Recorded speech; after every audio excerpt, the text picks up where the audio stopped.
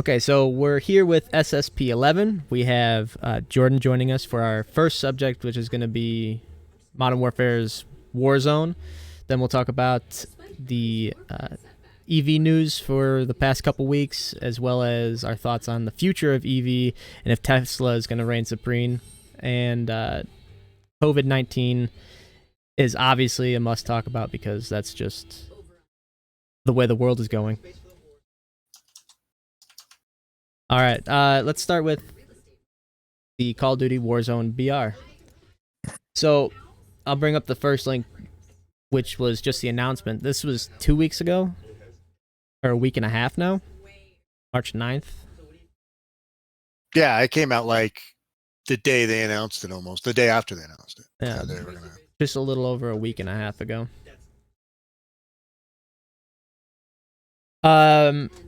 Have you had time to play it, Dave? I have, yeah, and I've actually played it pretty extensively. I spent a whole day playing it with Epic, and I really like it. I think it was good. It was a good mix of all the battle royale things that I had known, but as not a professional level gamer, as a casual gamer, I enjoyed that I could be brought back. I could contribute in ways that weren't just kill to death ratios, and I thought it was a kind of an everyman's battle royale. It was pretty cool. Yeah, that's exactly where I wanted to go with it. Is like, how do you feel from a more casual perspective? Like, did you get a lot of kills? Did you get in the top 10s? I did. I didn't get top 10. I didn't even look, to tell you. That wasn't that wasn't important to me. What was important to me was that I got to keep on playing. That I made it through the gulag, or however you pronounce it. I made it through that multiple times.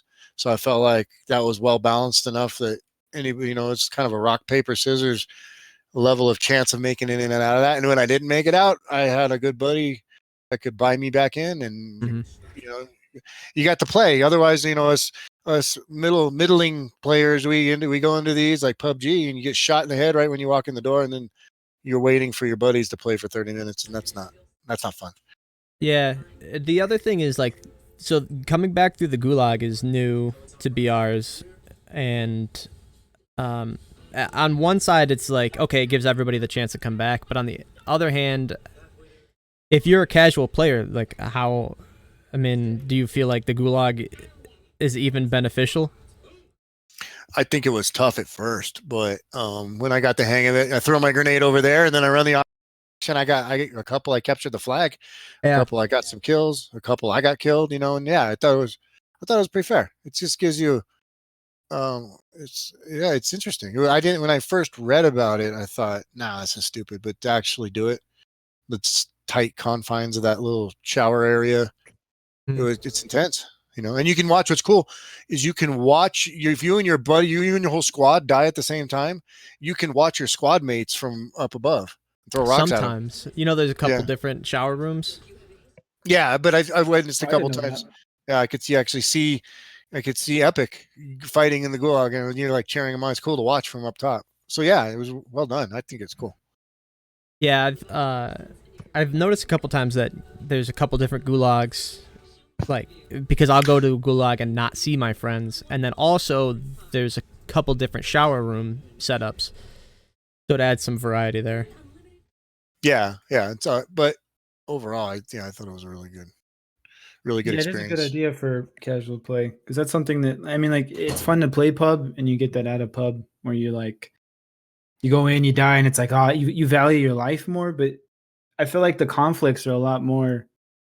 There's a lot more of them, no matter how big the world seems to be or the map seems to be. There's more conflicts because people are cycling in and out of the game. And even if you get the gulag, you die, like you said, you get brought back. That's huge, because you may not be the best player in the game, you're just casually playing, but at least you have your friends who are sweating and doing all of this extracurricular work can bring you back into the game, so you can just continue to play it. And that's like really cool. And you are a lending hand, because the more eyes you have, the more opportunity you have. So I think that's a really cool feature. I like that. The ability to bring people. Another really cool feature of the gulag is that while you're battling the other person, there can be people on the sides throwing rocks at you and distracting you. Yeah. I wanted to know about that. Do the rocks hurt? Like, do they affect? They do one damage.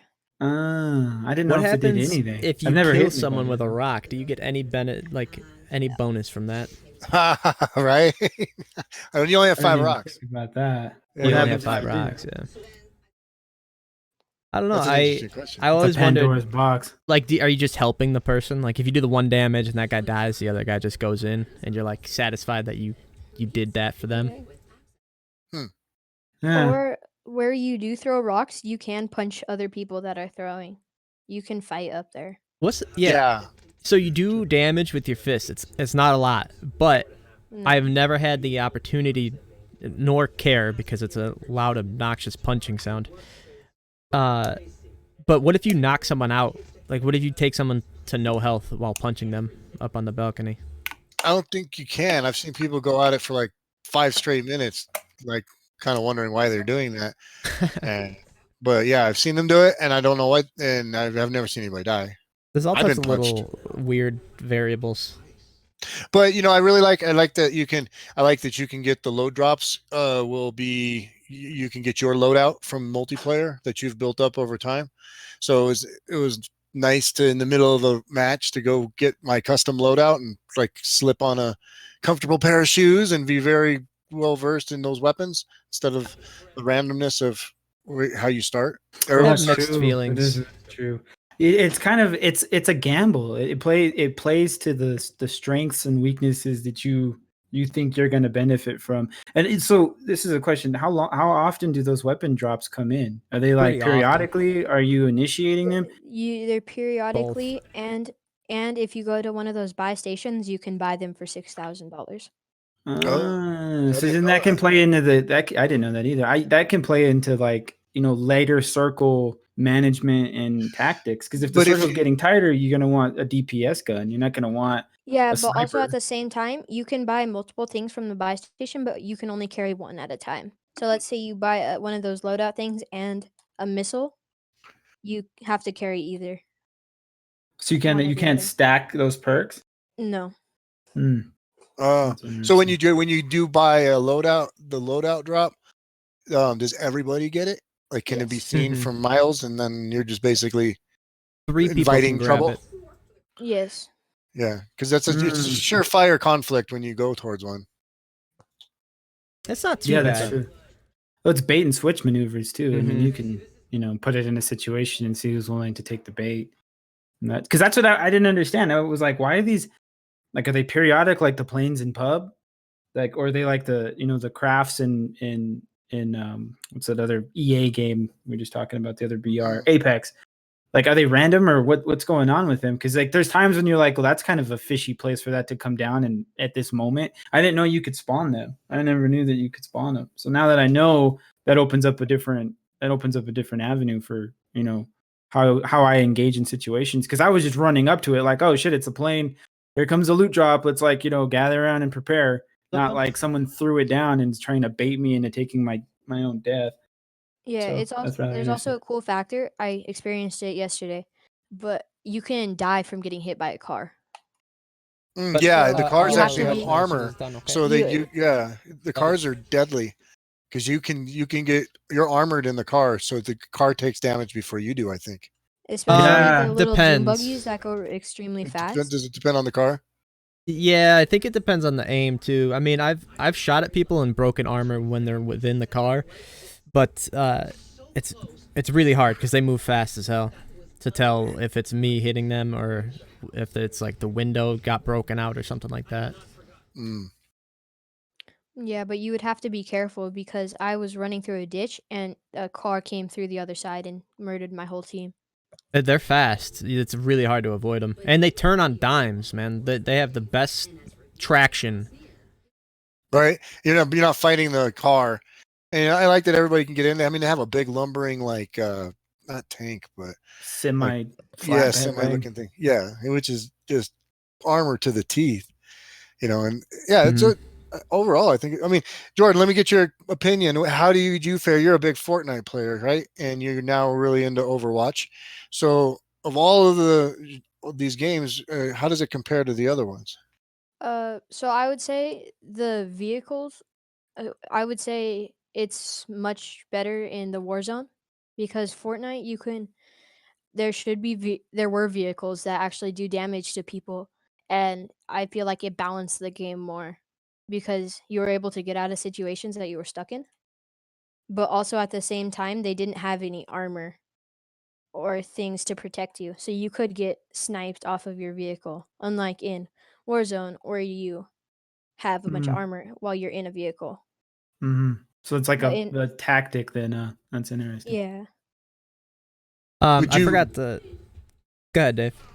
Oh, I was just curious. What now you've played all of them. What's your favorite of all of these battle royale games? out of battle royale, I feel like that Warzone is the best because it's the most realistic. Okay. Because like in Fortnite, you wouldn't be able to build walls and stuff to protect you from bullets. You would have to hide around natural objects, and you could get hit by vehicles and be fine. But in Warzone, you take bullets and you don't have anything to protect you with besides the armor that you're carrying.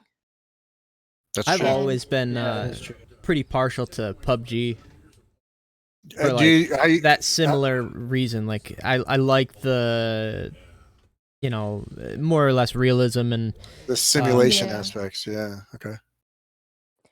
because Yeah, PUBG has it's that. more realistic because Fortnite's more cartoon battle royale, I guess you Yeah. could say.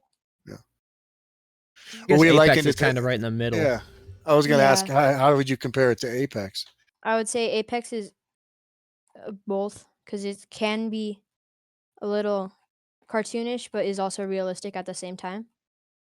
Well, Truff, you had mentioned earlier about you liked Apex's movement probably better than Yeah, Call of Wars. Duty's Warzone, like the movement's all right, but when it comes to certain things like vaulting and climbing and all that, like Call of Duty has such a simple system of like, is it like X high, and it's a weird mechanic that doesn't always initiate either. I've tried to vault over a wall and it's like this piece of the wall just didn't vault and the other piece did.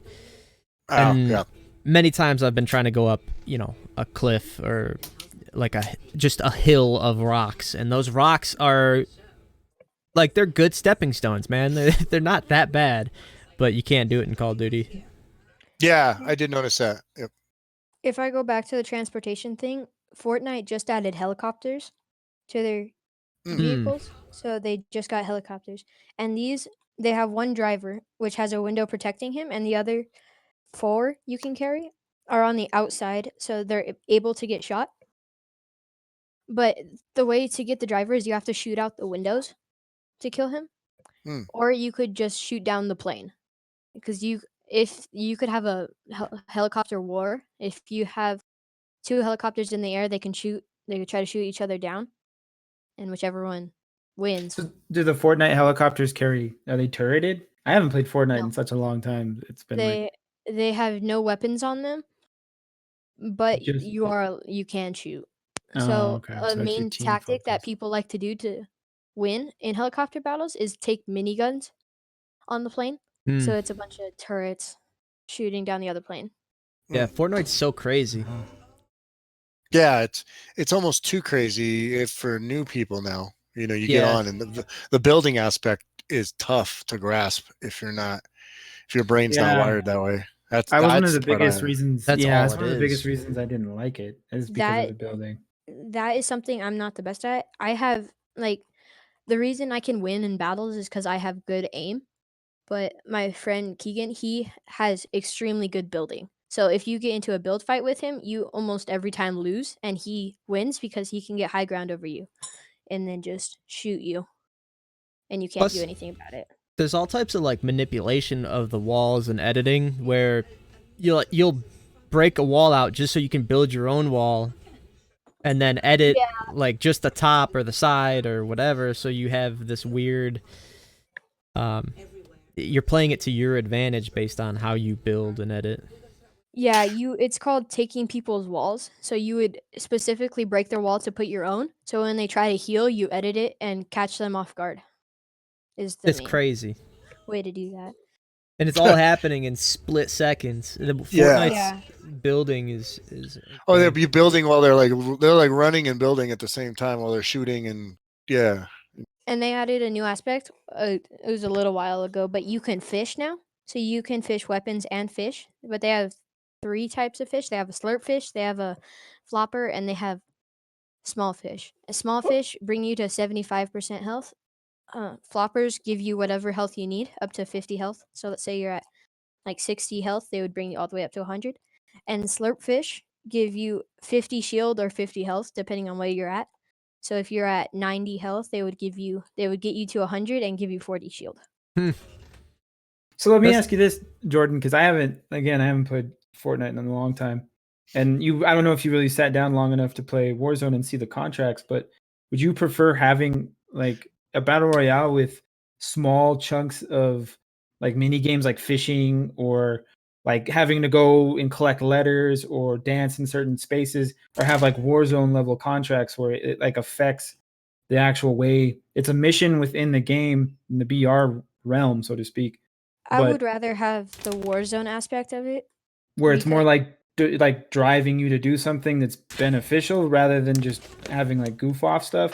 Because Yeah. I think it's cool. I think the contracts are really, I like that where personally. you could I get a wanted, contract and then get really high tier loot and money at the same time. yeah, Compared to exactly. Fortnite, where you complete challenges that get you, let's say, a skin. It, it's Yeah. because you could in Warzone you get guns out of chest for these contracts, but in Fortnite, let's say you go dance in front of a sign, it gives you 1,000 XP till your next skin in the battle pass.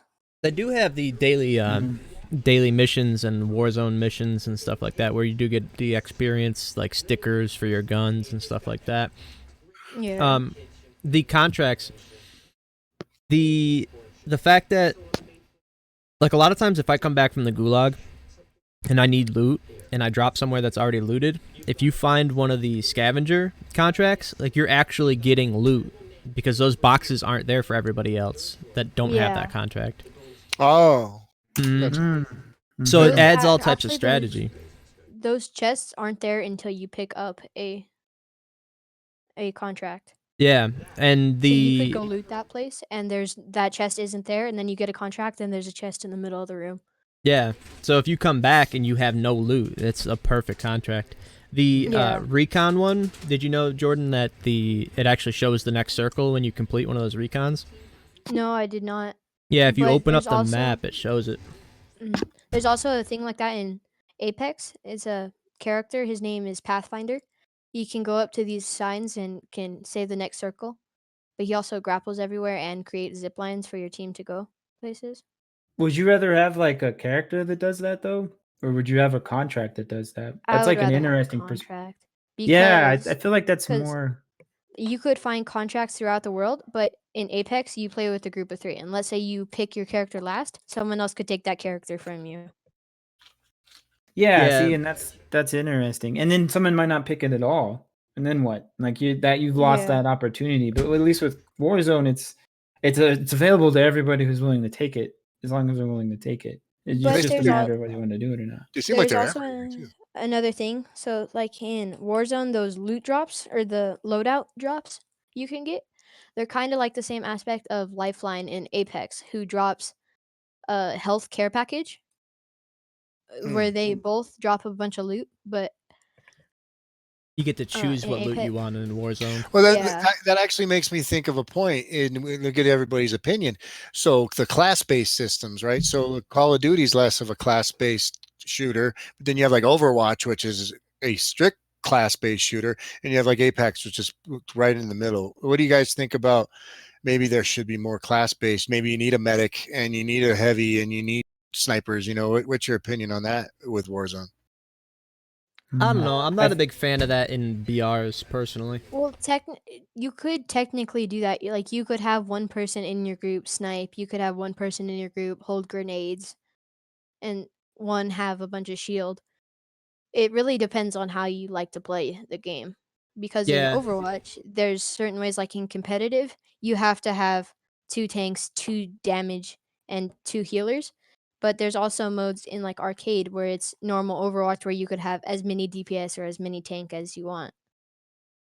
Yeah, no, that's true. I like it Well, though. I don't like class-based stuff anymore as much. Well, I guess I do, but not in a BR. And I have to agree with Truff on that.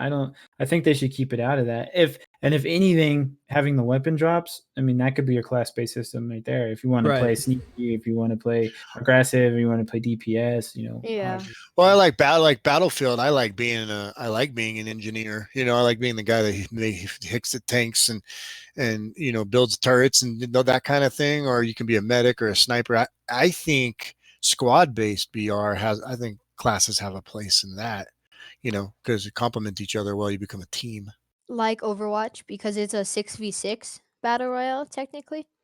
So And you it's would have squad based things on both sides. And on both sides of the teams, they would have one team, let's say there's a Pharaoh, which is a person that zooms around in the air and shoots rockets down. You would have to have a hit scan, which is, let's say, a sniper, to shoot them out of the air.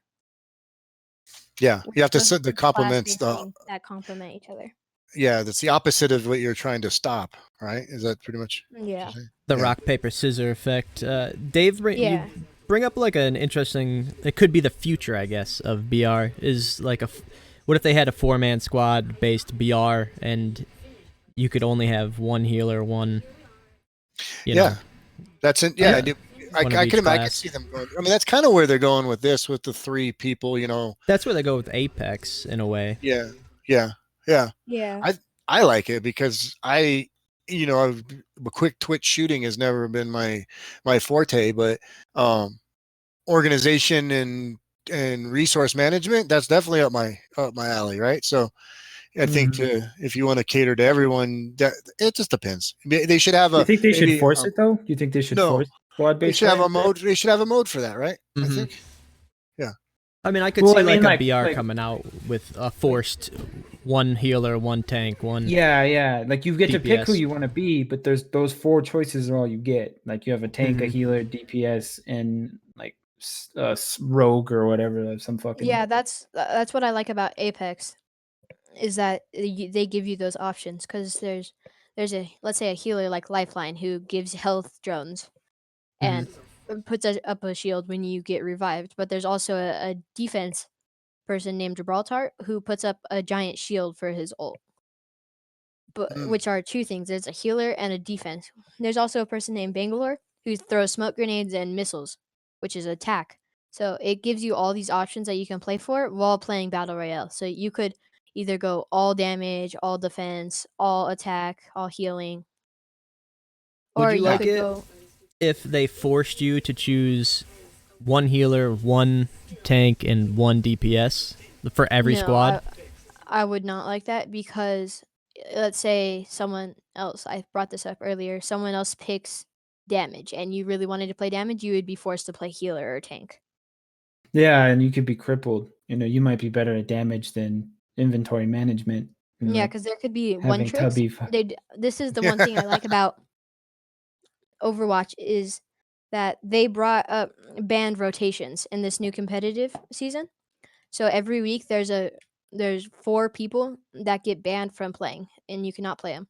So let's say That's there from was a Rainbow Reaper one. Six. That's there's interesting. a Reaper 1 trick, and they only play Reaper. They banned Reaper last time, which forces everybody to play other things. That's interesting. Yeah, they do that in Pro League in Rainbow Six. You have a vote system, and you get to pick 2 Yeah. attackers and 2 defenders before each game that you don't want in the match, and then But it that's the locks them thing, out of the is game. that's a good thing about Rainbow Six, is that you get to choose who gets banned. But in Overwatch, the pro league, they choose who gets banned. Oh, interesting. Like Interesting. they're the deciders. And I forgot about Rainbow Six. Good job bringing that back into discussion. That's another shooter. And aren't they coming out with a new Rainbow Six that is squad based, like smaller squads, 3-on-3, 2-on-2? or No, something? it's What is that? 3-player like horde mode, isn't it? Like quarantine, Rainbow Yeah. Six quarantine, It's a horde mode. They're coming out with, I think. Oh, where people you like just get waves. zombies, right? Yeah. Yeah, it's Yeah. not. Ah, I think that's going to be like an Overwatch, where they're just going to keep updating it inevitably, and I don't think they're going to release another Rainbow Six Siege 2 or something like that. I think it's just going to get updated. Yeah, Rainbow Six Quarantine. 3-player tactical co-op game set several years in the future. Hey, so let 3-player. me ask you. Oh, go ahead. Sorry. No, Go ahead. you're good. Yeah. I was gonna ask Jordan. Do you prefer the Fortnite and PUBG 4-player battle royale, or do you like this 3-player format? I don't like 3-player formats. Like I don't get either. 150 players, but in squads of 3, like why? Why can't we have squads of 4? Like I don't. Would you prefer 3 or do you prefer 4? Because 4 doesn't Would go you into prefer 150. more? Would you prefer 8? Maybe 6? I would say they should create different like modes compared to people's thing. Like you like playing 4, but I like playing 3 people because then you could have more squads. You could have more squads in a match, but the same amount of people. Mm. Well, in let's say Fortnite, you have 100 people with 4 squads. That's 25 squads. But you have 3 people per squad. That would mean there's 33 squads. So it's Wow, you like really fired just, that math off that fast? Right. Like what? You got that written down somewhere? Sitting. Um, Oh, Cue card. dude. Yeah, that's a good point. You like you said, Trev, 150 breaks down into 3s, not into 4s. So that's a good point too. So why not 160? But I agree with Epic there that It's wild yeah. with that many people. yeah, With 150 150 people. But the map is so big. I was marveling at the map really that it's all the maps combined. It's all of the multiplayer maps and they're the same multiplayer. They didn't dumb it down. It's the same It's like assets. overly big because those buildings are sometimes overly There's so many times I've gone into a building, I'm like, I have no idea how to get up a floor or to the next room even. Yeah. But it's good. I mean, that's why you see. So, but to me, that's the kind of map that you have to have the incredible shrinking circle. You got to have cars to traverse the whole entire thing. And then by the end, an epic showdown in downtown LA in skyscrapers, vertical and horizontal space is really cool. And I haven't gotten that far. At the same time, having more amount of people in such a big map, I feel like if the bigger the map you have, the more amount of people, or even for a smaller map, you would want more people because it forces battles. It definitely squads. there's a variance in the battles because sometimes you have like really like spaced out, you don't see anybody for a while, or you have fights that are like really long distance, and then sometimes with 150 people, like some parts of the map are going to be bare and some parts are going to have a ton of squads, and it gets wild. That's what happens when I play Fortnite. Let's say I land one of the new places. It's called the Grotto, and it's on the very edge of the map. And I get out of it, and the helicopter's already taken. So I would have to run to circle, but nobody else landed on the edge of the map. So it's basically like 10 minutes just running to circle and not doing anything besides getting loot and farming. And for basic people like me, the laymen are playing, having that breath of fresh air to run around, get your bearings, find some loot. That's nice. I can appreciate that. That like for casual players like you, I get that, but I like battle. When my squad plays, when we got a couple wins yesterday, and about every game that we won, we got 25 to 30 kills because we rush everybody that we see. Yeah, because we like battle. Well, I always joke with Truff that we play Tarkov and it's escape from Tarkov. It's not hunt down people and kill them in Tarkov. That's not the name of the game. It's escape. As soon as I hear a gunshot, I'm like, yes, that's where I want to be. Why are we heading towards the danger? We're not a Marines commercial. We're not.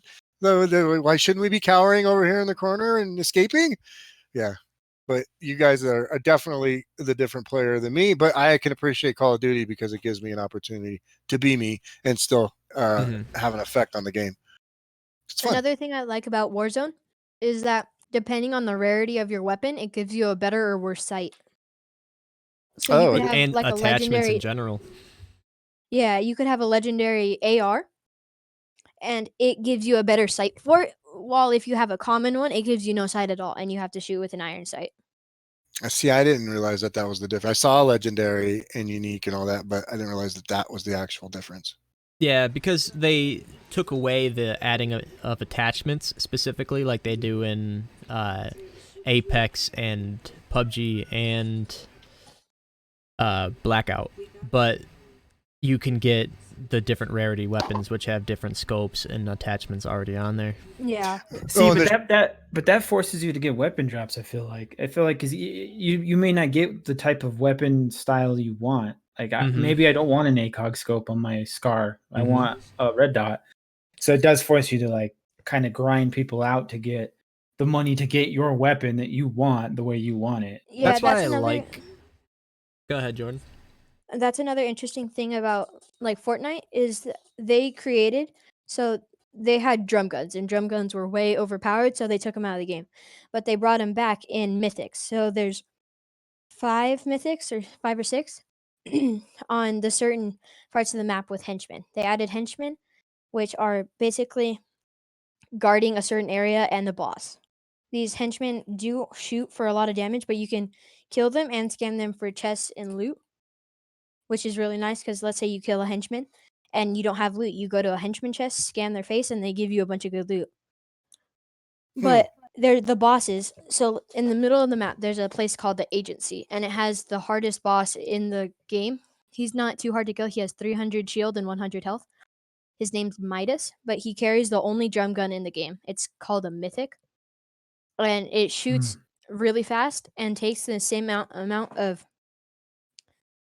ammo as like a normal assault rifle, but it's the only one in the game. If So does the Fortnite's circle ever crazy- close on that? Does the circle ever close on him? No, the circle really varies, but if you kill him, you can take his gun away, and then usually at the end of the game, there's a couple squads with each mythic. So there's a drum gun, there's a minigun, there's a boom bow, there's a AR, and there's a grappling gun, and there's That sounds like heavy AR. That sounds like what Blackout did, where like you can go, spawn the zombies, and you get certain amounts of zombies, and they give you a Yeah. special gun, and then you can use that gun for. Which I like that. I like that idea in the VR. It was like this kind of a side quest mini. But the interesting thing is if you want one of those weapons, you have to go and get one. They're not easily accessible. Like the places to get them are in the 4 corners of the map. Yeah. Besides the drum gun, which is in the middle. And then it draws everybody to one spot, and then the massive battle occurs. Every time we bring up Fortnite, I remember that like it's defining in the fact that they change so much all the time. Like no other game. Like look at how long Apex has been out, and they've changed the map a few times, but they really don't change that much. And same thing with like PUBG, like barely changed ever. Like it's PUBG was a joke. God, dude, PUBG is such a joke. As far as like you think about like what Fortnite was doing, like Fortnite created an experience. Like they were like, oh, you get on at 7:00 tonight, and you can watch Marshmello concert live in the middle of the match, or like get on and this event's going on, and it's like that creates a reason for people to get into the game and actually play the game. There's also cool things, and you could decide to watch them or play in them. They are the competitive games called solo tournaments. But you can play for them and you can actually win stuff like money if you win. But you would go against harder and more elite people. Yeah, it makes you think about Warzone, like as much as they have like changed. Like when I first started playing Warzone, I was thinking like, oh wow, this is different, that's cool, the gulag, like the loadouts, all that stuff, and like you started talking about Fortnite, and it's like, wow, Warzone has so much more to add. They have so much more to do. They have so much more to add, but Fortnite also might have added too much. So in Warzone, you have a max of 2 weapons, while in Fortnite, you can carry 5. Yeah, but they've always had 5 weapons, right? But that's the thing, is you can go from your AR to shotgunning someone to pulling out a rocket launcher, and they don't know what to do. They don't change their core mechanics, though. It creates too much of a hodgepodge of like craziness. You don't have sacrifice, and sacrifice means you have to plan. And games like Fortnite it's just chaos. It's like a bunch of people. Usually when I play with a duo or a squad, and I carry 4 weapons. I carry a sniper, an AR, a shotgun, and a rocket launcher. And I use them accordingly depending on my situation. Because I have really good aim, so my teammates like to give me snipers, while someone else might like to spam the trigger and get them AR. Hey Jordan, how do you feel about the solo mode that they're bringing to Warzone versus having a team?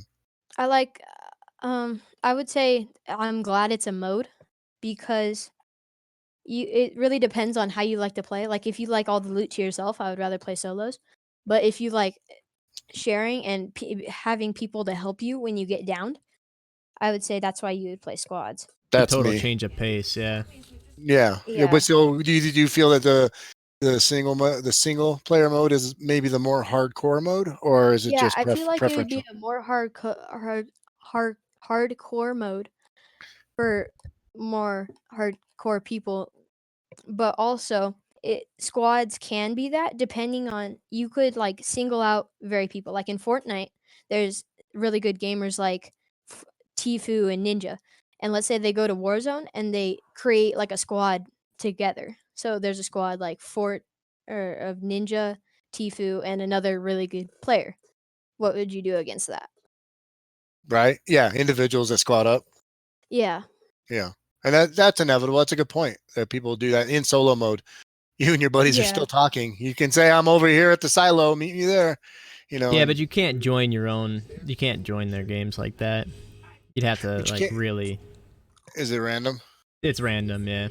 Gotcha. Well, Gotcha. it's also it's random, but you can do it. Like if you talk to your teammate and go like 3, 2, 1 and search for a match at the same time, you most likely will get into the same game. Yeah, you have a much higher chance of And queuing your together. buddy, you can't bring each other in. That's I was looking at the article on it, and that's the biggest thing I think is that your friends can't bring you back. How you losing the gulag, you're done. Yeah.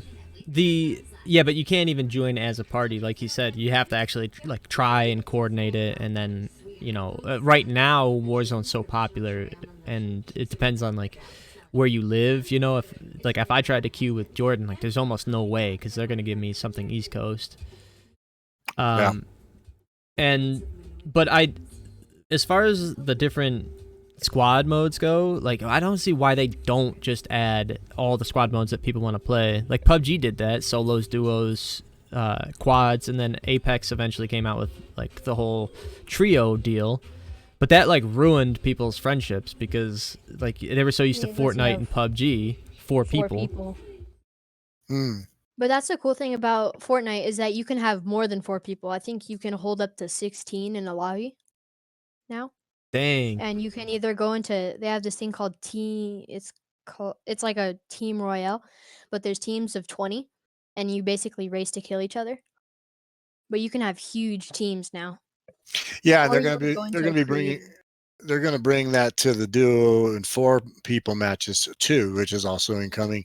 And then you'll be able to create your own custom matches. So you could do 150 or, I don't know, 50 on 50. That would be crazy. Yeah, Yeah. they did that in Fortnite. Mhm. Yeah. How do It'll you be 50 coordinate on 50 that? on 50. Yeah, 50 on 50 on Or 50. Fortnite also did this in their last season where they had 20 it was 5 teams of 20. So it was 20 versus 20 versus 20 versus 20 versus 20. Yeah, it's crazy. I don't see why Yeah. games Yeah, I was Apex gonna can't ask even put in that. solos. It's crazy. I know, and fucking Jesus. I asked that earlier. Would you prefer a larger squad-based BR? Because that Fortnite 50v50 stuff was actually pretty fun. I think that was actually really cool. Having like 50 Yeah. people like thinking all the same thing, like building buildings, and that Mhm. was actually really fun. The fun thing about those battle royale things with more than 4 people in a group is that in Fortnite you respawn. So you can die and you still play in those lesser competitive modes. Yeah, that was fun. That was kind of just like a casual, because like that's what I found to be the funnest thing in Fortnite. Out of everything they've ever done was those 50v50s or whatever, Yeah. 25v25 v25. I thought that was really cool because it's just a different. It's like the game's not built to withstand that much, and it does good, but it's not. It's meant for like squad based personal conflict, and to have 50 people like building these towers up to the sky. It was just like this. It was nuts. It was just Yeah. straight chaos. It was really fun. So That was so fun. Dad, as a more casual gamer, what would you take on the 50v50 versus normal squads? I personally like the 3-on-3 or 4-on-4, because then I have the support of my comrades whilst I'm ducking and sucking my thumb in the corner. They can be giving me cover fire and taking good care of me. So no, yeah, I like the Yeah. group aspect. I like the team aspect, and I do wish they would add some sort of resource management. The ability to repair your vehicles, or the necessity to build an encampment, or things like that. Like certain The classes yeah, could only use certain kill streaks or something like that. yeah, there you go. That would be, what? That's a really good idea. I like that. Yeah, the engineer is the only one that can execute a turret in a kill streak, and if you don't have them, then you don't get that. Yeah, that's kind of a risk reward, right? You got a guy that's kind of gimped, but if you can get him to a certain place at a certain time, he becomes mega powerful through a kill streak. Like a That'd be- CQB, or they could do CQB specialists where they can only use pistols, shotguns, SMGs. They have like an assault Yeah. rifle Yeah, guy.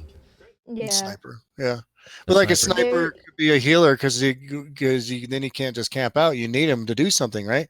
So he could have a sniper and a syringe that heals, and it means you're going to have to be in the fray at some point healing people, and so you have to pick your poison. What you going to do? But that's interesting. I have another interesting thing between all battle royale games is they have different like ways to glide down and fall damage. So Mm. like in Apex, you could jump off of a building and do nothing. It does nothing to you. While in Warzone, you jump off of like a one-story house and you get downed.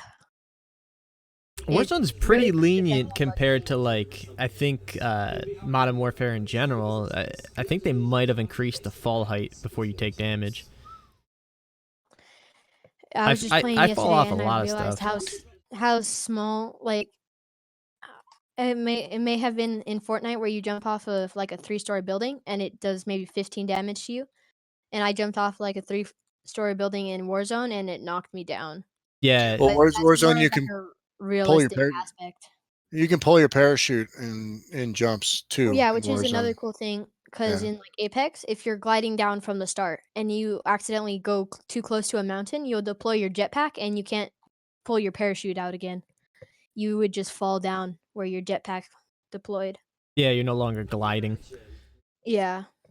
The yeah, in Warzone it's like 2 stories, like no problem, no damage, and then it's like 3 stories, you hit the ground and you're dead. It's like an interesting, like weird little mechanic. The other thing is when I'm gliding down from Warzone, I always like pull my chute and then cut it and pull my chute again and then like glide further. And I always Yeah. forget that it doesn't auto deploy after you've cut your chute once, and I hit the ground. Not always, but this has happened like 3 times. Yeah, and I had to figure out how to cut my chute, dive, and then reactivate it right before you hit the ground, because when someone is nice enough to call you back after my 15th death in a match, I'm basically getting riddled with bullets as I coast down in my parachute. So you have to bomb down and then pull your parachute right at the end, or you're going to get shot. Yeah. Yeah. Yeah, Warzone's got all types of meta forming where it's going to be like, this is how you have to do this, and this is how you have to do that. But Yeah, it's really cool. and it'll just get.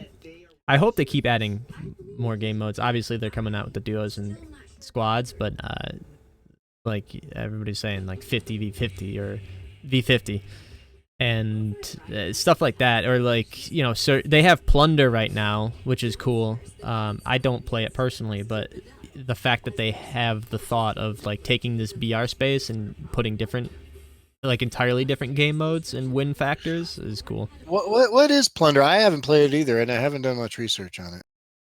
So plunder is you loot money and then you have to go like extract the money through helicopters, and the first person to $1 million wins. Oh, interesting. Mm-hmm. There's a cool thing about the differences between battle passes in all the battle royales, because in Fortnite, the level you are it's a free battle pass, right? You can get the free stuff in the battle pass. Like there's free stuff according to it, but if you actually buy it, you get all of the stuff that's not free. Warzone does that. So the interesting thing about that is the level you are in the game is the level you are on for the battle pass. Oh, really? Yeah. That's newer, isn't it? Yeah, it happened this season. So if you're let's say a level 59 and you buy the battle pass when you're that level, you would get everything up till tier 59. Does it reset every season, or did it just reset that? It resets. Yeah. Oh, okay, cool. Hmm. Yeah, it's That's interesting. interesting. That's an interesting take on the battle pass. That's what separated pub. That's what made, or excuse me, that's what made Fortnite so much money was the battle pass because that Yeah. separated them. They led that charge, and it was like you have a free game, anyone can play it anytime, anywhere, but you can spend $20 and get all these skins all the way up to level 100 and all this unique shit, and people were buying it like crazy. And it's Yeah, like and it's they like to really buy separated. tiers because you can. So you get like for $10 you get 1,000 V-bucks, and you can buy one tier for 150 V-bucks. So you could get really high tiers for just buying money. That's another way. So you could be a low level but have high tiers just by buying them. Yeah, I'm not. The pay to play is not one of my favorite things. No. Well, it's just pay to get the extra stuff. I almost never purchase any type of season pass for any game. Rocket League is like one of the best to ever do it though, because after you reached the cap tier for the unlocks, then they just gave you crates after that. Like Oh, really? they just rolled you, stuff from the crates, or something. It was something like that. Yeah, they just started giving you random stuff from the game, which was awesome. Yeah, that is pretty good idea. The other thing is like certain games, like season passes. Like I remember Blackout had their season pass or Black Ops, and like I just didn't care for any of the things that they offered. Fortnite always had like the coolest skin. Like you could really tell the difference between someone like in that skin or that skin, and some Yeah. games it's like not enough of a difference, or it's so plain that you just like who's gonna really recognize that I have the level Yeah, 150 skin? that's an interesting take on it because in Fortnite, if you get to such a high level, the tier 100 skin goes all gold, so you have an all golden skin.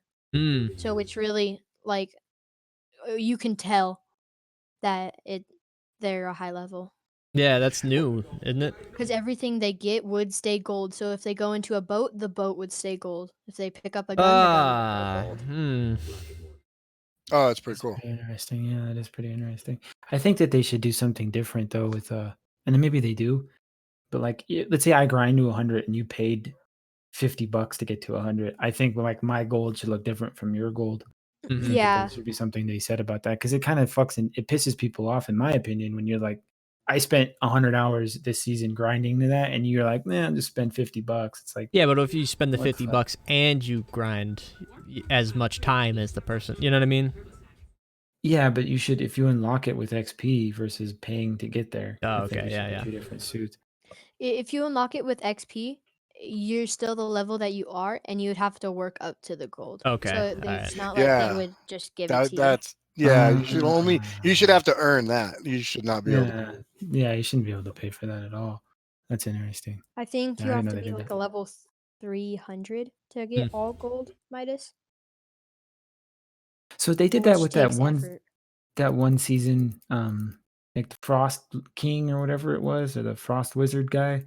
Like you got to 100, and then like every like it was like 100,000 XP later, you got like a Yeah. helmet, and then 100 more, you got like Yeah, gloves, they and then like to 100 do more. that. They like to give more advanced parts of the skin as the higher level you go. Yeah, and they So were let's say you get the recognizable. So tier 100 skin, y- um there would be like a piece of clothing. Let's say he's like jeans, shirts, and shoes. You get 100,000 XP, his shoes would turn gold and Hmm. stuff like that. I thought that I remember that, and that's really cool because it does. You can it's discerning. You see somebody, and you're like, oh shit, like he's putting in some time. Like this is gonna get ugly, like. It's fun. It's really Yeah, cool. it's there's also another aspect. That's why this is another reason I like Fortnite is that you can have rare skins from like season 1. Mm-hmm. Like the first people that go there, there's like a gold trooper, and it's a really scary skin to see someone rushing at you with that skin on because that means they've been playing for a while because it's not easy to get that skin. That's pretty cool.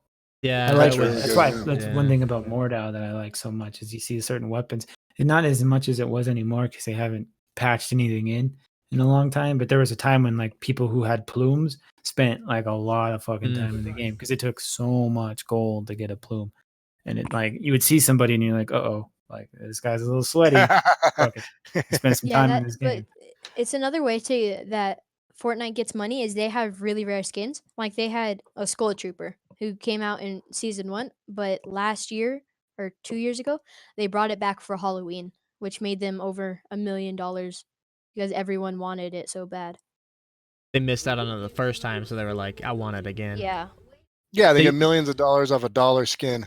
You know what I mean? Yeah. It's a great model. It's like It supply and is. It's demand, and nuts. they are the sole supplier. You know what I mean? Yeah. And yeah, and the dances and the stuff that you can get with the battle passes, and it's a good model because the basic person can enjoy the game, and if you want flair, you can buy it, and there's nothing wrong with that. And there's a whole different game to collecting the flare, and it costs money. Yeah, but Yeah, but Yeah. that's the true reason it works is because the game's free. Mm. The And game itself is it's- free. it's interesting because if you're so good and you're going against someone that's not as good, you can be a toxic person and dance to dodge their bullets. That's And pretty it's funny. it's happened to me before. It's very mean because people you could just run up to people and try to shoot them and they just backflip over your bullets. That's crazy. Going all Matrix on you. To kind of Trolling. change gears a little bit, Jordan, you might want to hang out for this one because I kind of want to talk about COVID-19, kind of in the vein of how it affects gaming and how gaming might be a way that everybody gets through this epidemic that we're going through. Because I see gaming as kind of a social isolation solution. I like it and And- I don't like it. Yeah. So speak on that for a little bit. So you're a casual gamer, so you're like, oh yeah, everyone get into games, it's great. And I I'm know- like I a know- serious gamer. I'm like, everyone has Absolutely. shit on me my whole life for playing so much video games. I'm like, stay out of this. This is my thing. Yeah. And you're now being inundated with the common man in your games. Should that Right. be fodder for your shooting pleasure? Nah, I Right? don't look at it like that. Get them Oh, out of okay. here. Hey, Takes the Mordau competition is- out. There's a couple of If heads you getting lopped hadn't- off every second or two of people who have no idea what's going on. I thought it was really fun. There's an interesting take on it. So let's say there's a kid playing his video games and his parents don't want him to, but there's nothing else he can do on this quarantine. Yeah. What would they do? Because he would just be bored out of his Study. mind sitting on the couch. Right? Read a book. But let's say the coronavirus gets so bad they cancel school. What then? Just- Study. Study. For Yeah. what? so you- Homeschool. why- What are you talking about? You don't like you don't need knowledge anymore because coronavirus is like taking over. Yeah. I want you to go in the back and I want you to break up all the rocks and turn them into powder. And when you're done turning them into powder, I want you to make a concrete. Yeah, no. Right. Yeah. Because I think it's important that it's a very serious thing. So Hmm. people are getting sick and people are dying and everybody's scared. But I think video games are a way that we can bring people together virtually and actually get their minds off. Nobody escapes more than a video gamer, right? Then Yeah. sure, you can have your kids smashing rocks in the backyard if that's how you want them to be spending their Corona time. But I think video games is a way. The first time people are starting to see it as a valid way of bringing people together. So much so, there's issues with broadband not working in some places because it's such a epidemic. Yeah, I'll link this to the other the other topic or site I had. Kotaku had over 20 million people were on Steam in like one day, and which is a new record for Steam. Yeah, So like then you go in, then you link into the broadband problem, and it's like you have 20 million people downloading new games, and it's shutting down like Netflix, YouTube, Amazon, all those streaming services. It's gonna when I'm playing games, I feel like I'm starting to notice like ping drops and things like that. Mordau's got it bad. Like, really yeah. bad. But Epic had a good point earlier when we were chatting, right? Could this be the end of data caps? Could this be the birth of more fiber optic lines or faster internet? To make sure that because isn't internet becoming You know ubiquitous? how they're gonna pay for They're the gonna- new data or the new fiber is by increasing data caps, making them like even more restrictive and charging you at the wazoo because all you can do is download things. So all the halves we're going to That's be what more. I would do. Huh. Whoa! And your capitalist, putting on your But capitalist hat. Yeah, also, exactly. at the same time, you could get more money technically by making a bigger data plan, Mm-hmm. and That too. more people would want to buy that because it allows more flexibility for what They're you like, would oh, want to do. everybody blew out their cap. Like, let's offer a higher plan, which is just twice the money. Yeah, That's Jordan's pitch Yeah. for me to buy the gigabit plan immediately. That's what he. I think they might have that. Yeah, I think it's available. Let's look into it. Going back to the video game and the COVID-19, when I'm searching for groups on Overwatch, competitive groups to play with, I see groups that are like talking about COVID-19, helping people understand it and stuff like that. So Hey, yeah. there's That's interesting interesting. groups talking about it. There's So a they ton could- of hashtags. It's like home together and alone together and stuff like Yeah. that. Yeah, and I think that's what I'm getting at. It's a place where lonely people they're trapped in their house. Everybody needs social interaction. It's healthy, and I think gaming Look is over and all I see is this, like, weird streamlined, mouse. or it's what's the word I'm looking for? It's mainstream right now to the point where I think people that maybe not even ever got online to game might try it now because there's just nothing else to do, and their friends are doing it. Mm-hmm. Yeah, and at the same time, you meet new and friendly people. Like when I'm playing Overwatch and I get with a really funny group that keeps winning, I hear all of them like being like, "I'm gonna send you a friend request so we can play later," and things like that. So it's basically another way to socialize, but That's pretty online interesting that you with say that because with more people. I'll hop in the dual yards on Mordau, and there's a lot of low level kids because people, I shouldn't say kids, but there's a lot of people that are just buying this game, and like you run into the dual yards, and I got 1,100 hours, and it's just mowing through them. It's unfair. But then it becomes like a coaching session, and it's like, all right, everybody line up and fucking start. I'm like teaching people how to play the game and like spreading this information amongst 40 or 50 new people who have no idea what's going on. And it's like maybe they may take it seriously, maybe they're passionately playing the game, maybe they're just fucking just passing time. Who knows what they're doing? But it's funny that you get into these situations. And it's like I'm coaching people through attacks, like this is the different opens and this is your different, you want to do this here and you want to position that and then do this. And it's like, it's really funny. It's a strange world to be in. And while And fucking it also Gandalf for shows fucking Mordor. Gandalf the Grey here. it Yeah. also shows how either friendly or mean people can be. So let's say I find a group in Overwatch, and this happens to me quite a lot. They don't like how young I am or how high pitched my voice is, and Oh yeah. they tend to kick me, even though they don't know how, let's So say, you're good I am finally or helpful I could experiencing be. it. But then they could get someone with a deep voice who absolutely sucks at the game, and they'd be fine with it. Right? Yeah. It's just it's interesting, but I get with like nice people who don't really care about that, and they like playing with me, and I say I have to go to do something, and they're like no, and saying stuff like that because they actually liked playing with me. Yeah, because at the But end of the day, it doesn't matter how old you are. If you kick ass, you kick yeah, ass, and you kick ass. So that's like good. last time I checked, the number one Fortnite player was like 14 or something Well, like that. is that true? Interesting. See, when Yeah, the guy that won that 3 million was 16. Yeah, 16, I think. Yeah. right? And Jordan's been cutting his teeth on games since he could crawl. So to dismiss somebody because of their age, gender, creed, sexual orientation is not a good idea.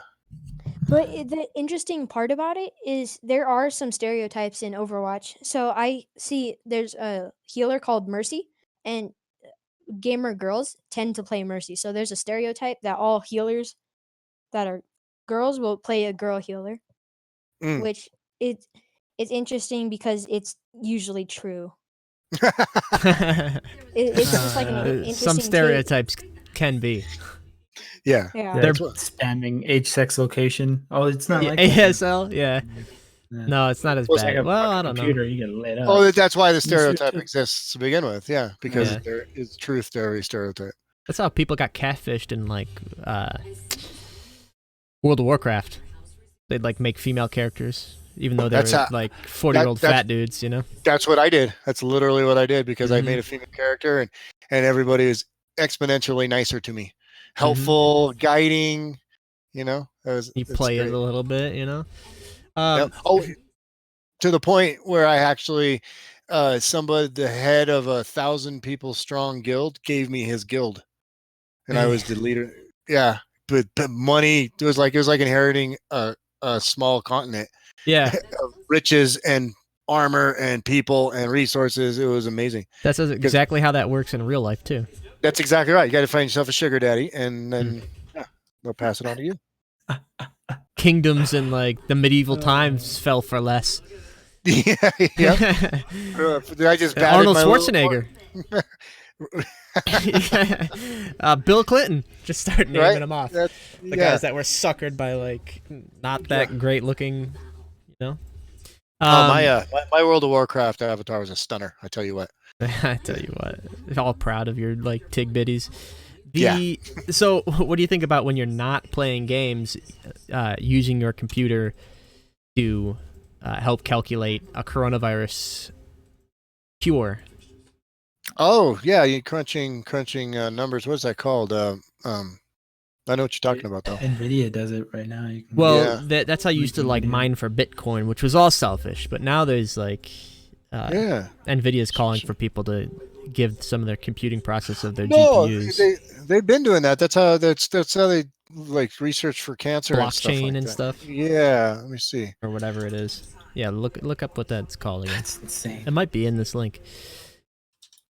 I know. And then Nick was like, "No, hell no, I'm not giving up any of my. Yeah. I'm not right? letting him like hack into my computer." And I'm like, "Oh, what? You're not gonna do that?" And then he's like, "Oh, you?" And I'm like, "I have AMD. I don't have to worry about Yeah. it." So, an article: 5 ways you can use your GPU to do science at home. It's called folding. That's the word I wanted to. Hmm. Kicked off by Stanford University in 2000. Oh, Folding at playing- home. Yep. Yeah. This folding is at who's home using playing- this. Yep, that's how they're curing Alzheimer's. You can help find aliens set at home. You can hunt for treasure doing Bitcoin. You can search for the queue using GPU grid, and folding is what it does. That's the technique of using your card to help crunch data while they look for cures to cancer and HIV, and do research on clean water and clean energy, COVID-19. and probably COVID-19. Yeah. That's exactly who it is. Folding at home is now Nvidia's pushing people to folding at home to cure corona. So, what's your guys' take on if there was no electronics or no video games to pass time for the 4 million people that play it? What would they do? Buy guns. Whoa. Yeah, no, that's a good question. What would we like? Let's say our electricity went out, us gamers, and we're all quarantined in our COVID states. Hmm. And what would we do? No would- electricity? Yeah, let's But say that- electricity went out, or let's say the That's- internet went down. Let's call it that. That's Okay, also the internet. same thing, saying like people who don't have these get forced outside. Like when we went grocery shopping earlier, we saw more than ever people walking on the sidewalks because they had nothing to do. That's Which, true. if everyone had nothing to do, they would all be trying to do something, which forces everyone in the same area. Back I don't into know. Say each other. everyone Yeah, in it's our like, neighborhood it's like one of the wanted to weirdest go out times. for a walk. Would I draw? And then Yeah. Would I like read make a cabin? I don't know. Yeah. read a book? Yeah. I whittle don't a have flute? any. No. Yeah. Whittle? Would I whittle? Yeah. yeah, but that's also the same thing. Like the technology is so evolved that maybe all your books are online. Well, Like go buy don't a car and work on it. we intentionally do that when we go camping. You know, we go camping Yeah. because it's forced isolation, and what do? We play poker, and we go hiking, and we make fires and tell stories and listen Yeah, to music.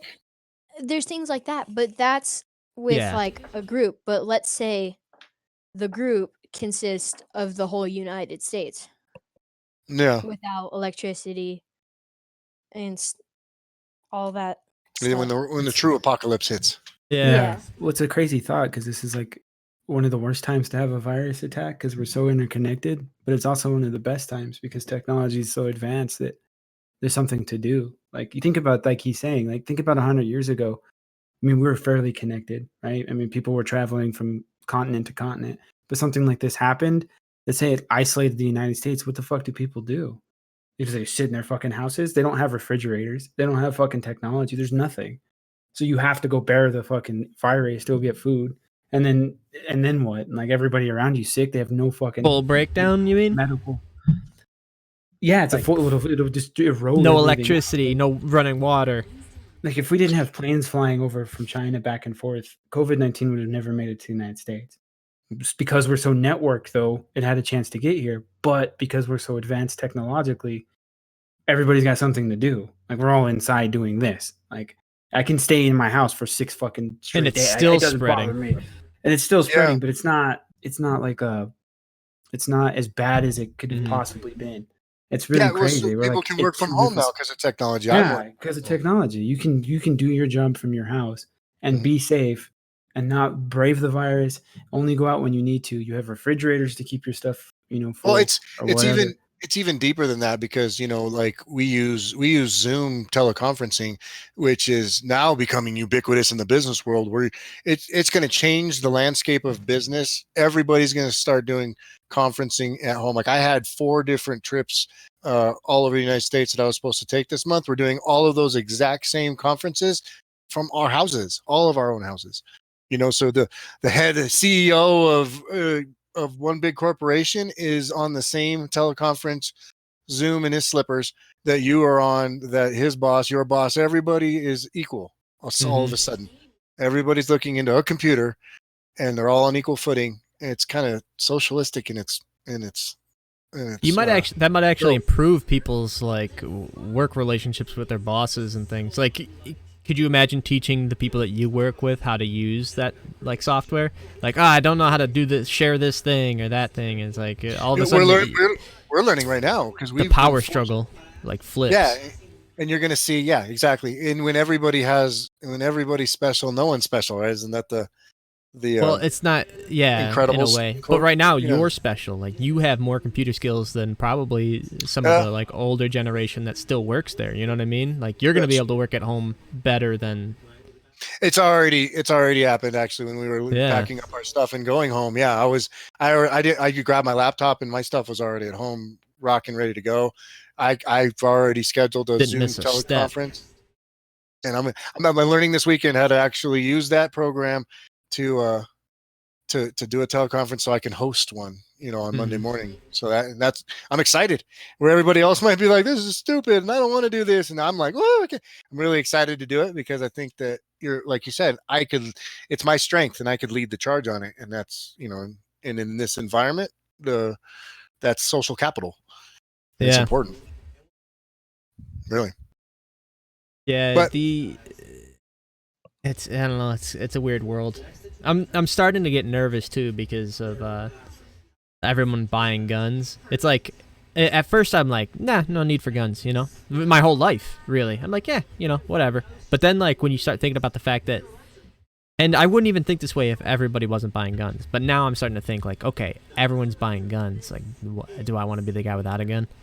Right? Yeah. I mean, everybody's buying toilet paper, and I went and bought a paper today. So yeah, do I not want to? Yeah, you gotta get what everybody else is getting, because then if you need it, you won't be able to get it. Yeah, no, I mean guns. Unless you're in an actual apocalypse, which we're not, I don't see how buying guns is relevant personally. Yeah, but people think we are. That's the scary part about people, is people think we are. Yeah. You know what I did notice, though, in being in a lot of the stores that we're in all the time this week, was I noticed a lot of, so they think about the service industries that are closing. I think there's a lot of people, it's a lower income type group. There's a lot more people in those industries that maybe are hard up or have issues or whatnot, but now those people aren't working. And so you're seeing them out in the world more when they normally would be working. So there's an influx of the lower economy people where they're scared, don't have money, and are running out of it quickly, and they're Mhm. out in the world with nothing to do. So Right. yeah, that's concerning. Yeah, Mhm. won't deny Yeah, that. and you live in a state that's primarily that. Yeah, we are the poorest Yeah. state. Yeah, and you can see it. It's Mhm. the influx, and they're in the stores in groups because they're friends, and so it's a little disconcerting. And you're hoping there's no stimulus package that's going to solve that problem. There's just people going back to work is going to solve that problem. Yeah. And that problem comes in all cultures, creeds, races. That's a universal. That's a socioeconomic problem. And they've got to, if they want to fix the country and sustain us, they're going to need to do it from the bottom up. Mhm. And I hope that's what they're doing with their new stimulus packages and everything that they're about to present. It's crazy. I don't- Everything we I don't need need right now, $1,000. though, isn't like sustainable in the future. It's weird because all the temporary Amazon and Walmart jobs and stuff like that, like all that'll go away once Corona does. So it's like you're gonna give all these people a job and then take it away, and like the jobs that are available like right now are not even like you're talking about software technicians. Like that's the primary job now. We just Yeah, well, advanced like 5-10 years into the future, and like everyone's working from home. Yeah, and but the people, I think the mass amounts of people that we're a service industry, a service-oriented industry. So I mean, I went to Dick's today. I couldn't; they were closed. Mhm. And they have curbside delivery at Dick's. You order it online, they'll put it outside, and then they'll run back inside, and you can come pick it up. Yeah, we're That's getting a glimpse at what 10 years in the future is going to look like, anyways. Yeah, Without, and so with or without Corona. Yeah, inadvertently, that's a really good point. Inadvertently, we're now creating the systems that's going to replace all the service industry level jobs. Mm-hmm. By necessity, it's accelerating. That was happening anyway, but now, when are they going to reopen the restaurants? They may never reopen restaurants. We Why? may just when go you got into Blue Apron. Yeah, when you're going to go curbside or delivery to your house, and you will never sit down dining in a restaurant. Could be a dinosaur. Yeah. Extinct. All That's of a sudden, crazy. all the restaurant jobs are just going to turn into delivery jobs for, like I said, like monthly grocery meal plans. Yeah, and Crazy. then all you do is create some automated cars, and now you've gotten rid of that problem, right? Automated cars. Tesla. You need 2 cooks and a person to work the online queue, and that's all you need to run a whole entire restaurant. I wonder if Tesla's actually thinking about that. I think restaurants are an experience. I don't think that'll ever go away. It's like movie theaters. I don't think movie theaters will ever go away either. Do It's you an think experience. Did you hear McDonald's is an experience? I think high-end restaurants are an experience, Yeah, but I think fast food will change There because you go. we really don't need the dining room in a fast food chain. No one sits in the dining rooms anyway. It's a colossal waste of space. If anyone's ever figured that out, that was Starbucks. They've 100% figured out that we can just build a coffee hut and a drive-through, and we'll make just as much money as fucking the one with the lobby because no one's going in the lobby. There hardly do people sit down in the lobbies. I mean, one in every so many stores, but honestly, like how many times have you sat down in McDonald's and had your fucking lunch? Like I can't think of at least one time in the past 3 or 4 months that I've done that. Yeah. Like I've never sat down in McDonald's, but I have, but I just haven't done it recently. So I think they'll change, but like BJ's, Red Lobster, stuff like that won't change because it's an experience where people go, they feel like they're getting taken care of and they're being treated like royalty or whatever. It's like it's all a mind game, and I don't think people will ever get away from that. People will want to go out of their house to go fucking have dinner rather than sit at their house and have dinner. You know what I mean? It's like it's I don't know. an experience. This might be the moment where you realize, yes, I like that experience, or like, wow, this experience of like making meals with my family and like spending all this time together is much better, much more rewarding than when we used to just go to Red Lobster every Friday to talk. Oh wow, I'm actually like cooking lobster. Like this is way better.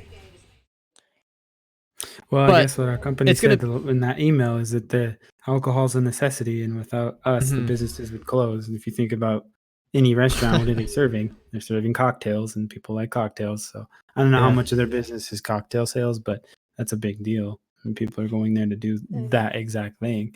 It's the same with breweries. Breweries are an experience too. You can drink at home for cheaper, but you can go to a brewery with your friends and drink beer that you like and shoot the shit and eat chicken wings, and that's what.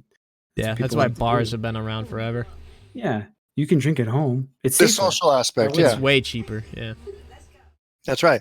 That's why when we're all flying to Vegas, we're not going there so we can. We're going there to be wined and dined and have all of our pleasures delivered to us in immediate gratification style.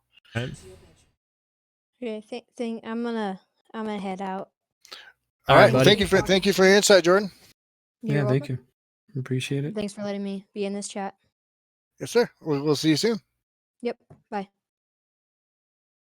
Yeah, I don't know. It's gonna be a weird. I think people are gonna change a little bit, but it's not gonna be like as drastic. Yeah, as restaurants closing down.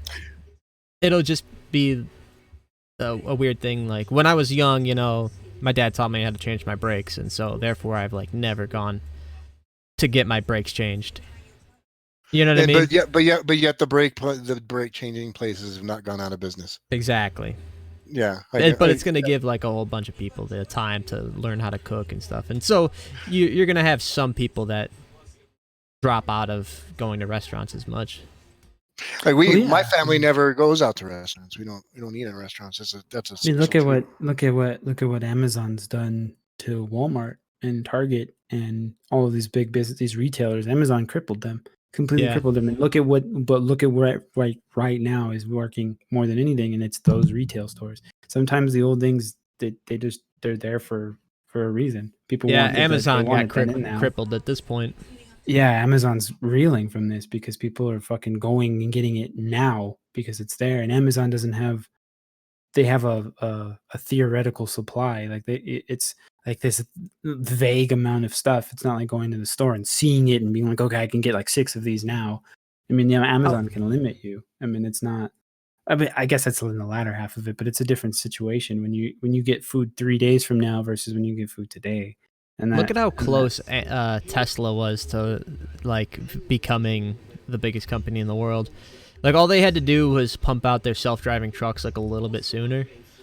You know what I mean? And they would have like become a huge part of alleviating the distribution chain of like that one step. You know what I mean? But I think they're ahead of everybody else, and that we've talked about whether the Tesla is still the top EV out there. I think they are because they are not only innovating in cars, but they also have their house battery packs. If you're in the apocalypse, you're going to want to be able to get off the grid. You almost had solar panels. Yeah, should have gotten them sooner. I was 1 drink and 2 clicks away from buying that, and thank goodness I didn't because I'm still married. But I think this is going to be the turnaround for this. You're going to start selling it more than ever now. Oh yeah. You got to slow. I wish we had those solar panels. Yeah, it'd be really nice if we had those solar. Wait till the power goes out once, and she's like, "Buy them, do it now." Yeah, you're gonna have her broken as soon as the power's out. Their technology's leaps and bounds. They're 10 years ahead of everybody else. So they have no fear of dumping endless amounts of funds into R&D. Musk isn't making any money. He just made money for the first time this year. Mm-hmm. That's not a concern of his. He knows how to make money from nothing, and he seems to have a philanthropic bone to him. So anytime anything goes wrong, when those kids were in the kids were in that mine, and he's Johnny on the spot. I will design technology to get them out, right? And here he is. Yeah. He also called that like diver a pedophile and stuff, but yeah, he was all upset that they didn't use his contraption. Yeah. So he's a live wire. I like him. I think he's an innovator. He's cool.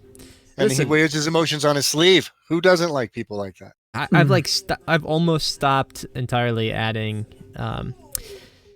claims from like GM and stuff. Like they got a battery that does this and a battery does that. Tesla's the only one that actually came out with like their car and put in the technology and can say like, oh yeah, we came out with that. You know what I mean? Like we have this car that is going the farthest, is doing this, and it's affordable. That was their goal, and they wanted to make electric cars safe and affordable for everyone. They did it.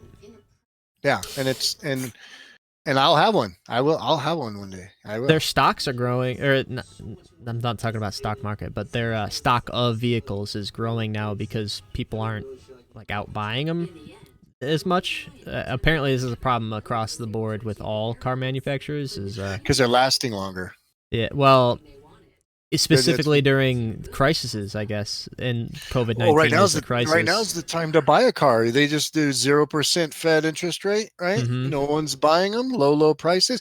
So what you do is you wait a month, 1 month from now, because they start paying and they'll fees. be begging you to take the car. Yeah, because they pay a fee for every the longer a car is on their lot, they start paying penalties Mhm. for having that specific car on the lot. I got my daughter's car for dirt cheap because it just happened to be a car that had been on the lot way too long. And so yeah, there's going to be opportunities for people with good credit. There's going to be opportunities to be had. Yeah, I've read an article recently. I don't have it right here, but just today I read it. It was their stock is of vehicles is growing and growing, and this is going to be probably the first time that they get to like actually build up a solid stock. Apparently, every quarter they dump off all their vehicles. Well, if you look at Try and sell Tesla, you go to this Tesla site. Normally, you're 6 to 8 weeks on delivery. That's because you're ordering custom. Like every time people go to the site, they're usually ordering. They're building their car right there, and then the car has to be built and shipped. But Tesla has a growing stock now of already manufactured vehicles sitting there. When we were car shopping a couple weeks ago, I actually was on the site and they didn't have any available. Maybe it's the Model Y, but they didn't have any of what I was looking at available in stock. So I was forced to make the car of my dreams. And did you pre-order it already or what? No. Oh, okay. Because I'm telling you right now, if you're looking for a Tesla, that's what I'm saying. They keep manufacturing the cars, and they might actually have an excess for like one of the first times ever. Yeah. No. Yeah. No. I want to wait this one out. I don't know. I think a lot of people do that. Yeah, they'll have prices, and if you need a car, if your car just broke down, then you're going to get a hell of a deal. But I mean, people are going into fight or flight mode here. This is real. So I know me personally, I'm not investing or purchasing anything that's not necessary at this point. Solar panels necessary. Yeah, absolutely. No, not at this point. Fun, long-term investment, yes, but I think you want to stay cash rich right now, just in case. Do you think electric cars are growing or dropping in popularity with specifically around the coronavirus? Because what if the electricity drops out? You know what I mean? That's a good question. That's obviously like really hard to have happen. Well, what are the chances that happens? Well, at the same time, gas prices are going down. Their oil is crashing. Yeah. Right. And the stock market's crashing, so people don't have a lot of money, and gas is $1.75 a gallon. So no, I don't think that helps the electric car industry at all. Yeah. Yeah, I think that hurts. I told you a little bit. Well, I told you guys I was looking at the Honda Accord hybrid the Honda CRV hybrid to replace my Honda Accord hybrid, and we decided not to because the CRV hybrid doesn't get near the gas mileage that the Accord does, and that was the one consideration. Same, nice leather seats and all that, heated steering wheel, all these amenities. But at the end of the day, the deciding factor is how far can I go on a tank of gas? And in my Accord, I can go 650 miles in a tank of gas. And in that, I can only go about 450. And that's a huge difference to me. So I think a lot of people would have to have the same thoughts. Yeah. At least I hope so. Yeah. And if you're escaping the zombie apocalypse in your electric car that only goes 250 miles and he needs to charge at a gas station, that's probably not too awesome. Yeah. It's weird how people there's got to be a way to capitalize on people's fear at this point. Okay, so what are people we're not doing this right? Yeah. What's dropping out now that is dropping out for no reason and you can get into, Toilet paper. Right? Toilet. Yeah. Well, no, that's going up. Cruises is what people are saying. Oh, Cruise good lines, friend of ours, good friend of Epic and mine. We visited with him yesterday, and he has a cruise scheduled for May. And I was saying are you really going to go on that cruise? And you need, oh yeah, everything's fine. There's literally 30 cruise ships that can't dock right now, floating around in the ocean, full of people, and they can't Yeah. dock. Well, that's how So- a lot of the coronavirus came over in the first place, was a cruise line. Yeah, and this is lunacy to me. What person would voluntarily put themselves on a cruise ship right now? Or I mean, yeah, really, yeah, or a plane.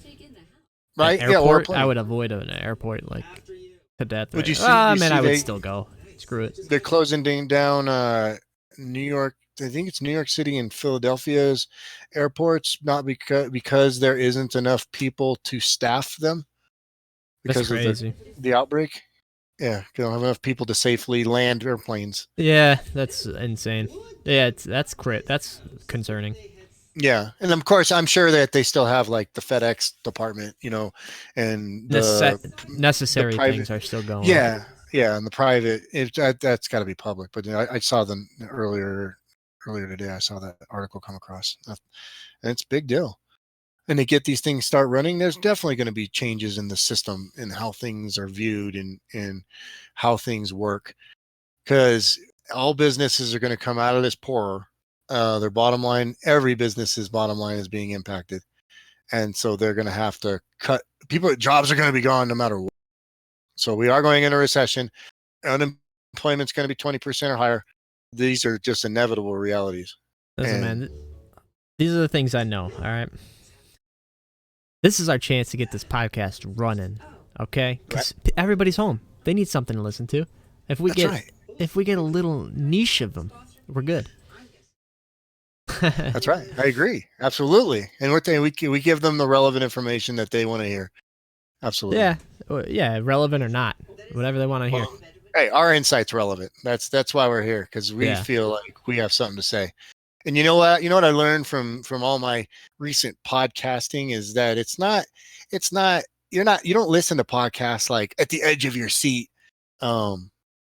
What You are they listen gonna to say it while next? you're I mean, doing stuff. Yeah, that's right. And you pick up little tidbits here and there, and you engage in banter, and then every once in a while you hear a little nugget, and you're like, yeah, I agree with that. And that's all you need to hear for that podcast to be a success, is that little bit of something maybe you hadn't thought about or enlightened you a little bit, or something that you can assimilate into your own world.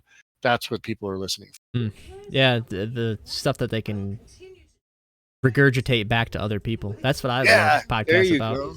Yeah, then when they're in their voice chat party, because ain't nobody in person, they can say, "Hey, did you guys know that? I don't know that the new Call of Duty is going to have a 4-player mode. Bet you didn't know that. Duos and squads. Oh my god, I just found out. Yeah, Yeah, heard Well- him talking on SSP. yeah. We'll keep coming with SSP news every Saturday. I think we hit most. I mean, there's a lot of links that we passed over, but we don't need to go back for those. I'll use them in the future. That's the other thing I got to do is just mass collection, and then I can weed through everything at one time. Yeah, But- and definitely. I like the show. I like the flow. Always good company. Jordan was a great special guest today. Oh yeah, yeah. We'll have to bring him back. Get him flowing. You know. Yeah, I mean, hey, you know what? You're a 12-year-old. This is your first podcast. Hey, yeah, What are you gonna do? I think he's a star in the making. yeah. That's what we're trying to do. Right? Our retirement is dependent on his ability. This SSP isn't actually for us. It's the development of the next Yeah. generation. The next generation of We had Eli in podcasters. here for a second. I did. Yeah, we heard him. He'll be here. Yep. He's here. He is here. Yeah. That microphone's been on mute more than it hasn't. I know what's going on over there. Yeah. He was asleep now. He wasn't earlier. All right. Do you guys want to play Warzone since we've talked about it now? Yeah, that sounds like fun. All right. Let's jump over and do that. I'll end here.